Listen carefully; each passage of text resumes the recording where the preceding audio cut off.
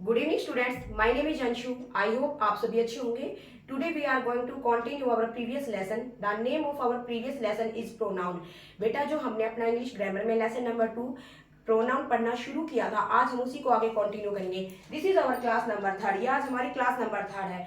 Class number 2 में हमने जो प्रोनाउंस है उसके टाइप्स के बारे में जाना था। आज इस क्लास में हम जो भी टाइप्स हैं उनको वन बाय वन करके उनकी डिटेल स्टडी करेंगे। आज हम इसका टाइप नंबर 1 पर्सनल प्रोनाउंस को पढ़ेंगे।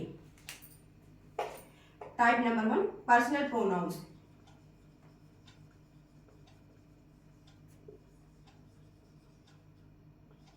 बेटा, मैंने प्रोनाउंस को शॉर्ट फॉर्म में लिखा है। देखो, पर्सनल प्रोनाउंस को बेटा हिंदी में पुरुषवाचक सर्वनाम कहते हैं। क्या कहते हैं? पुरुषवाचक सर्वनाम। अब हिंदी में इसकी डेफिनेशन समझो, क्या होते हैं ये? जिन सर्वनाम शब्दों से किसी व्यक्ति या वस्तु का बोध होता है बेटा, उसे हम पुरुषवाचक सर्वनाम कहते हैं। उसे हम क्या कहते हैं? पुरुषवाचक सर्वनाम कहते हैं। आप पर्सनल प्रोनाउंस को इंग्लिश में कैसे डिफाइन करेंगे? देखो, personal pronouns are used instead of the name of persons और थिंग्स।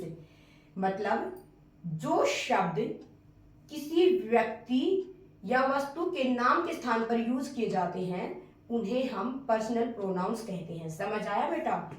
जैसे देखो, मैंने लिखा राम इज अ बॉय।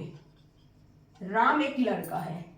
अब मैंने लिखा he is a good boy.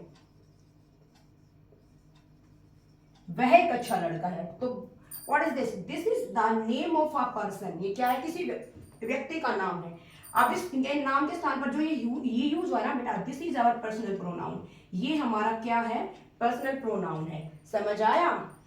अब जो ये हमारे पर्सनल प्रोनाउंस है, इनको आगे 3 पार्ट्स में डिवाइड किया जाता है। आगे चल के 3 पार्ट्स में डिवाइड हो जाते हैं। वो कौन कौन से हैं? देखो बेटा, इनको आगे हम 3 पार्ट्स में डिवाइड कर देते हैं। वो कौन कौन से हैं? हमारे first person, second person and then third person. आप एक बार देखो फर्स्ट पर्सन क्या होते हैं। देखो,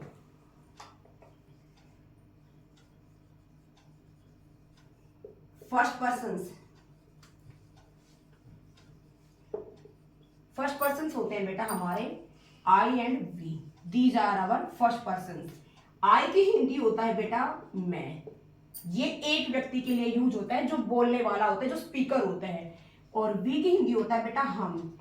ये हमारा आई का प्लूरल होता है। ये भी हमारा स्पीकर के लिए यूज होता है, जो बोलने वाला है ना उसके लिए यूज होता है। तो these are our first person. ये हमारे फर्स्ट पर्सन होते हैं। अब सेकंड पर्सन कौन से होते हैं? ये देखो बेटा, जैसे मैं आपके सामने बोल रही हूं तो मैं आपके लिए क्या हूं? फर्स्ट पर्सन हूं।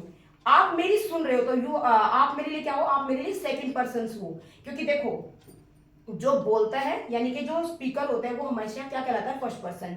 और जो सुनता है, वो सुनने वाला क्या होता है? जिसको श्रोता बोलते हैं हिंदी में, वो हमारा सेकंड पर्सन होता है। आप इस सेकंड पर्सन में कौन से वर्ड्स आते हैं? देखो, सेकंड पर्सन इसमें बेटा यू आता है। आपका क्या आता है? यू।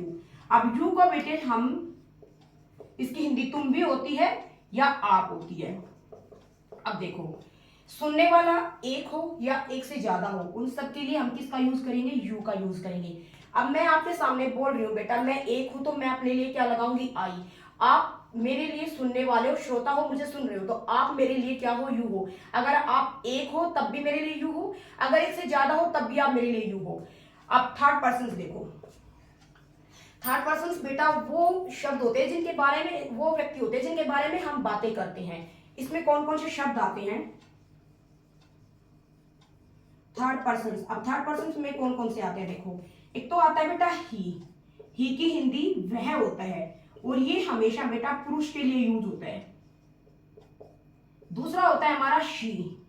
इसकी हिंदी भी बेटा वह होती है, लेकिन ये स्त्री के लिए यूज होता है। ठीक है। तीसरा है बेटा हमारा इट। इसकी हिंदी यह होती है।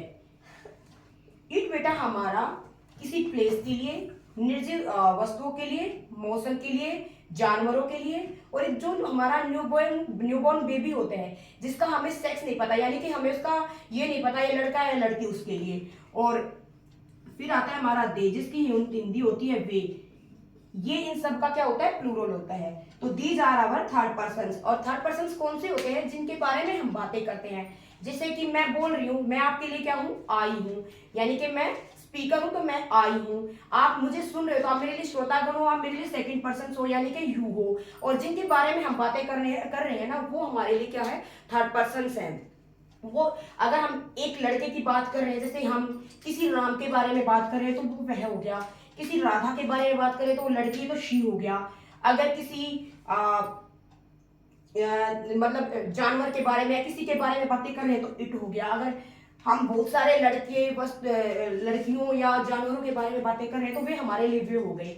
यानी कि जो आपके सामने बोलने वाला होता है, जो स्पीकर होता है बेटा, वो आपका फर्स्ट पर्सन होता है। जो सुनने वाले होते हैं वो हमारे सेकंड पर्सन होते हैं। और जिनके बारे में हम बातें करते हैं, these are our third person, वो हमारे क्या कहलाते हैं, थर्ड पर्सन कहलाते हैं बेटा। This is our personal pronouns, ये हमारे क्या कहलाते हैं, क्या these are our personal pronouns, ये हमारे क्या है, पर्सनल प्रोनाउंस है बेटा। है तो ये सभी क्या, पर्सनल प्रोनाउंस का ही पार्ट। लेकिन इस पर्सनल प्रोनाउंस को ही आगे 3 पार्ट्स में डिवाइड कर दिया। फर्स्ट कौन सा है हमारा, first person.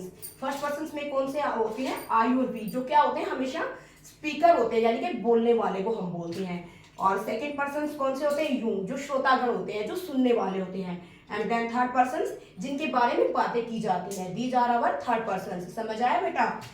Thank you so much बेटा। अगर आपको मेरी वीडियोज अच्छी लगती है तो प्लीज मेरे चैनल को लाइक कीजिए, सब्सक्राइब कीजिए और मेरी वीडियोस को शेयर कीजिए। अगर बेटा इस कंटेंट से रिलेटेड आपका कोई भी डाउट है तो प्लीज कमेंट सेक्शन में अपना डाउट जरूर लिखिए, ताकि मैं उसको दूर कर सकूं। एक चीज और बेटा, अभी ये पार्ट हमारा खत्म नहीं हुआ है। कल इसके बारे में एक टेबल है, जिससे मैं आपको अच्छे से समझाऊंगी कि ये मतलब सब्जेक्टिव केस में कहाँ पर कब कैसे यूज होते हैं, ऑब्जेक्टिव केस में कैसे, इनका पजेसिव एडजेक्टिव क्या होता है, पजेसिव प्रोनाउंस क्या होता है, ये आगे मैं कल आपको समझाऊंगी। एक बार बेटा आप मेरे बेटे से मिलिए, कल इसका बर्थडे है, ये आप लोगों से मिलने के लिए आया है। हेलो हाय बोलो बेटा। Hello guys. कल इसका बर्थडे है बेटा, ये अपने 10 ईयर्स कंप्लीट कर लेगा, कल ये 10 साल का हो जाएगा। थैंक यू सो मच बेटा।